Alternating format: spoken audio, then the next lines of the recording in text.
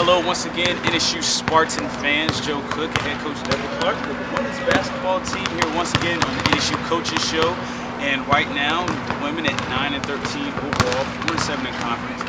And last time out, the Spartans split the road trip, going 1-1. Yeah, big win over Delaware State, 84-66, and then taking a loss to UMES, 62-58 in overtime. In that Delaware State game, though, the Spartans were able to really just dominate the game both ends of the court. Very good defensive effort. Right, and we knew going in that Delaware State's fairly young and they don't handle pressure well.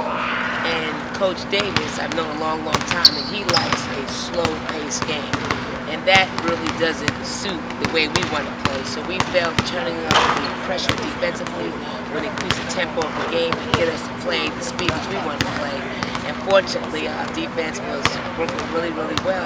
And, you know, we got some quick baskets, got early leads, were able to sustain the lead. And one thing that was also good, they were getting transition as well. Right. I mean, we shot 60% from the field because we got about a high percentage shots. And that's where I think, you know, our team is at their best when we're in transition. So I thought that was a good effort on their part to get some easy baskets, get up and down the floor.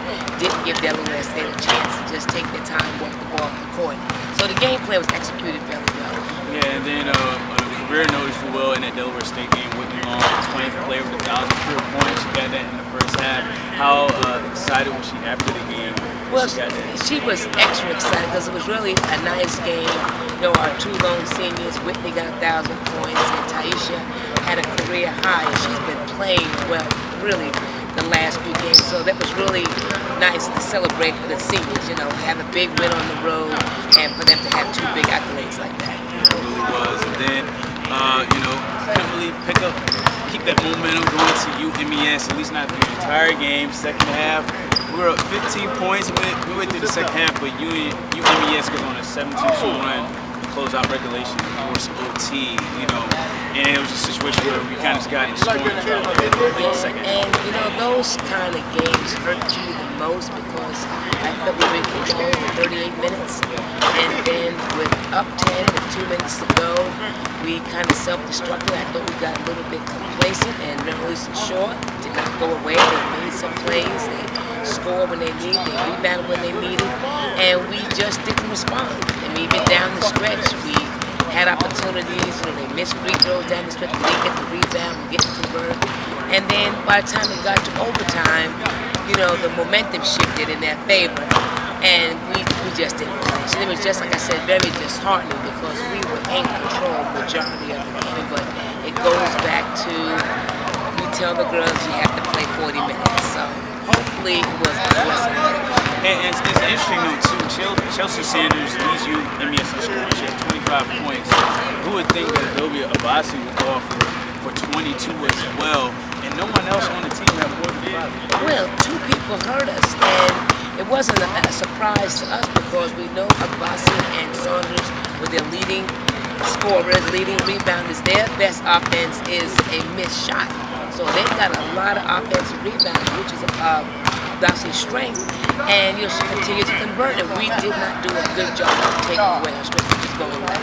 So again, you know, it's important that you execute the game plan for the entire 40 minutes. Yeah, and I think one of the positives I took away from this game, or maybe something that hopefully the Spartans can build on. One thing, you know, me and Ross were calling the game, we know Rika Trice, you know, she almost messed around and got a triple-double, if you will, with 9 points, 8 rebounds, also 8 assists. It's kind of like, man, if you get that kind of production out of her consistently in a point guard position, it kind of makes it easier for everybody. And she has, to her credit, been quite steady for us these last few games. Her leadership, her management of the game has been very, very good. Our biggest thing is to have everyone playing well on the same night. That's how we did well on Delaware State. Every game that we've won, we've had 3 or 4 people give good, productive numbers. You know, our biggest thing right now is to keep Rachel and Bartavia on the court. But they found, I tell them all the time, they can't score for me sitting beside me on the bench. We need them on the floor. So that's the biggest thing right now, to keep them out of foul trouble. And that's something that the Spartans will definitely need now. Post Hampton, that was the big part 2. I mean, last time we played Hampton, 49-point loss, 92-43. Situation where they hit 13 threes, and we really couldn't put much in it. hit much of anything. But now you're at home. You know, what's going to be the difference in this game? Well, I'm real curious to play this game tomorrow, Saturday, because I'll find out a lot about my team. Because we went over there, we did not perform well, and maybe the first 3 or 4 minutes we did well. They started hitting shots, we didn't defend, and I think we kind of lost a little bit of confidence. But going into the game Saturday, they experienced that, so there's not much I can tell them more about what Hampton can do. It's just a matter of us responding and playing well on Saturday. So I'm really looking forward to see how the girls respond to the last game. And I think the advantage still is in the post in your front line, because in that last game, we got some good looks inside. It's a matter of finishing. So I think, like you said, the Spartans do execute and really just hit some shots, get the confidence going. Right. And then, like you said, when everyone contributes, everyone's able to put good numbers, you can come up with a big upset. And exactly, and that's our game plan. We're going to go inside. I think we're bigger, we're physical, we're stronger. They're more of a finesse type team. They don't want to be physical down low, but you watch the tape from last time, we got a lot of good looks, a lot of good touches. We didn't go. And once we do that, I think we'll open us up for the ball to the outside. You need defensively, we hit 13 threes in that game. A lot of it was just maybe 1 or 2 dribbles and kick out to the wing, especially Jerica Jenkins. So it's a matter of maybe just closing out on the shooters, or maybe slowing her down, getting her time. Well, it's a trying to set it. combination of 2 things. We have to get back in transition defense because they are very good in transition. And then again, we have to move when they move the ball. They do a good job of spacing you out, moving the ball well. But we have shown that we can do that. The first part of the game, we were contesting shots, they were missing. But as the game went on, our pressure kind of declined. They had open looks, and a good team like that, they're going to hit the open shot. So we have to make sure we get out of the shooters. All right, so the Spartans can do that. And then after the Hampton game, get a week off, get some time off, recharge the batteries.